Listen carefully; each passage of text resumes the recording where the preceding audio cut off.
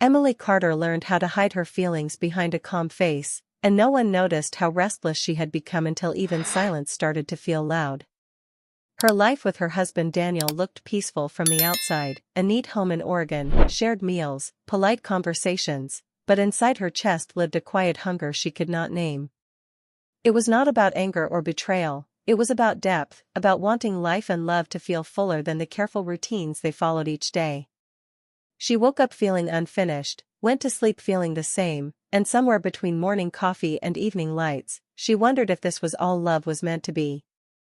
Daniel sensed the change without needing words. He noticed the pauses in her voice, the way her eyes searched the room as if looking for something that was missing, and the way she smiled a little too late.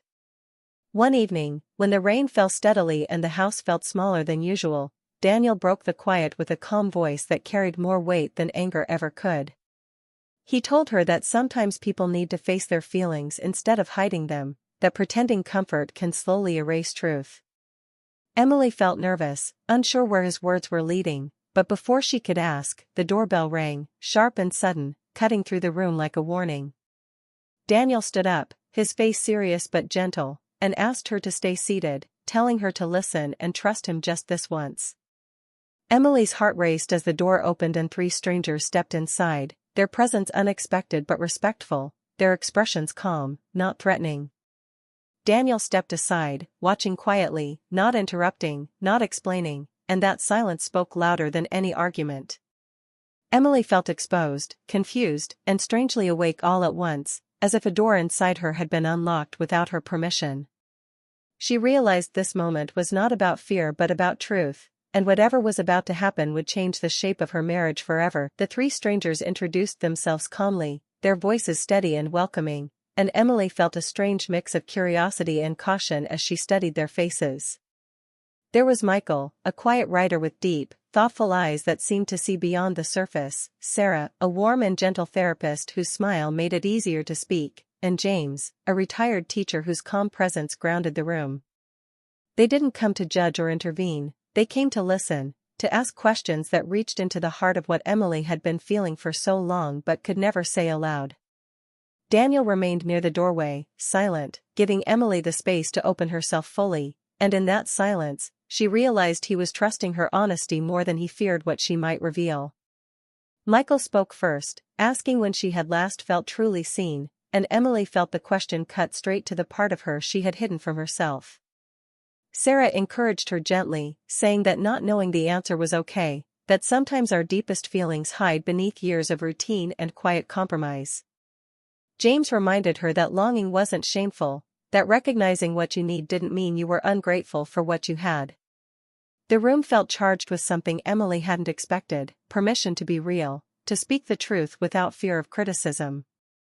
Slowly, she began to talk, first haltingly, then with more flow, revealing the quiet loneliness she had tucked away, the moments of unmet longing, the love she still felt for Daniel that had somehow grown cautious over the years. As she spoke, she saw no judgment in the stranger's eyes, only understanding and patience, and for the first time in a long while, Emily felt the weight of her secret lift just a little. Daniel stayed quiet, observing, not interrupting, and the strange combination of vulnerability and safety made Emily realize that opening up didn't weaken her, it strengthened her. The three strangers listened to every word, never pressing too far, allowing her to explore feelings she had avoided. For fear of disrupting her marriage, yet without shielding her from the truth of her own heart. By the time the conversation slowed, Emily's eyes were wet, but her voice felt lighter, freer, as though speaking had carved a space inside her for honesty and connection. The strangers prepared to leave, giving Emily a final nod of respect, acknowledging her courage and the choice she had made to confront her emotions. When the door closed behind them, Emily felt an unusual stillness in the room, a silence that was heavy but not uncomfortable, and Daniel finally stepped forward, breaking the quiet with a simple question, asking why she had chosen to open herself that way. In that moment, Emily realized that the strangers had not just come into her home, they had created a mirror for her soul, reflecting back the longing she had buried, the truth she had hidden, and the possibility that love could be deeper, fuller, and richer than she had ever allowed herself to imagine, all under the quiet, watchful presence of the man she had vowed to love forever. The conversation stretched long into the night, the air thick with unspoken truths and emotions Emily had held inside for years, and yet the room remained calm, grounded by the presence of the strangers and the quiet watchfulness of Daniel, who had chosen to step back and let her voice be heard. Michael spoke of regret, sharing how silence had cost him love in his own life, his words gentle but sharp enough to make Emily think of the times she had stayed quiet instead of asking for what she needed. Sarah talked about courage, about couples who survived only when they faced uncomfortable feelings together, emphasizing that honesty could hurt at first but heal over time if both partners were willing to listen. James added his steady perspective, reminding Emily that choosing fear over truth only built walls between hearts, and that sometimes letting someone see your real self was the bravest act you could perform. Emily listened, absorbing every word, feeling as if each voice peeled away a layer of her guarded heart, revealing the raw longing beneath her smiles and routines. She turned to Daniel, her chest tight, and asked why he had let this happen, why he had invited strangers into such a private space of their life. Daniel's answer came softly, but with weight, as he admitted he was afraid that if she never faced her feelings, they might drift apart anyway, afraid that controlling her emotions would never create true closeness. Emily's heart pounded at his honesty. She realized that his silence had not been neglect but trust, a willingness to let her explore her emotions fully without judgment. The strangers began to leave, their presence no longer needed, leaving Emily and Daniel alone in the quiet house that now felt charged with vulnerability and possibility. As the door clicked shut behind them, Emily felt a strange mixture of relief and fear, the relief of being heard and the fear of what facing her truth might demand from her marriage. She stared at Daniel, who looked tired but fully present, and in that moment understood that depth came at a price. Honesty required courage, patience, and trust, and now it was theirs to navigate together. Every heartbeat felt amplified, every silence stretched longer, as Emily realized that opening up to the strangers had shifted something between them permanently, that she could no longer pretend that comfort alone was enough. She had chosen truth, and now she had to see if love could meet her there.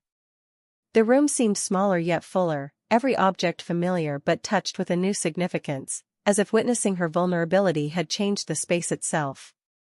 Emily felt the weight of the night settle on her shoulders, not like a burden but like a promise that things could grow, that connection could deepen, that love could be realer than it had ever been before. Daniel reached for her hand finally, not demanding answers, not seeking control, but simply offering presence, and Emily squeezed back, understanding.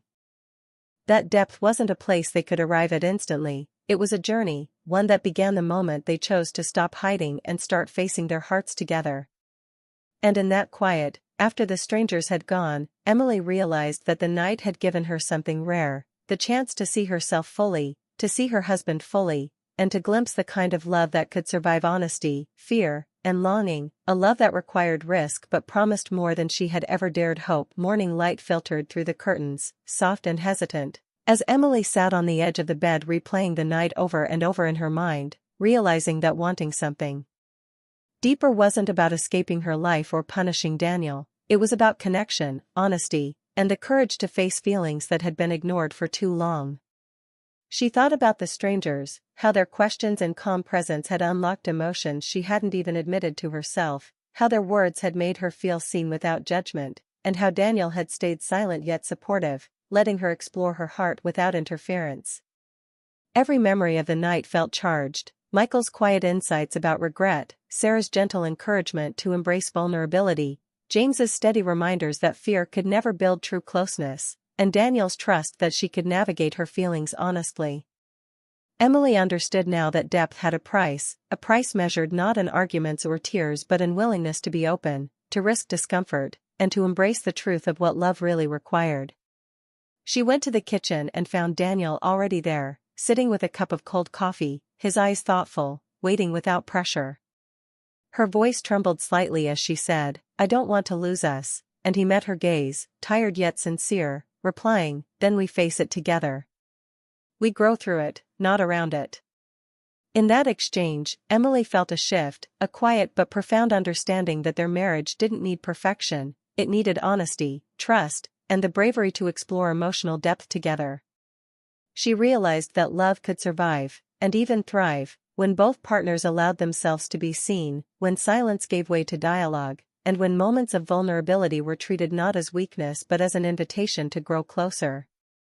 The room felt different now, charged with a new energy, as if the walls themselves had absorbed the truth and patience that had been shared the night before. Emily thought about the longing she had carried for years, the desire to feel fully understood and connected, and how that longing had finally met with trust and recognition, not with judgment or fear. She understood that this was only the beginning. Depth wasn't a single night or a single conversation, it was a journey of patience, courage, and mutual respect, and for the first time in a long while, she felt ready to take that journey with Daniel. The weight in her chest had eased, replaced with a quiet determination to nurture this new closeness, to speak her truths and listen to his without holding back, and to let their love grow in a way that was honest, tender, and real. In that moment, Emily realized that the night had changed them both, not by dramatic gestures or grand confessions, but by allowing space for vulnerability, trust, and understanding, creating a connection that was deeper than routine, deeper than comfort, and deeper than either had imagined.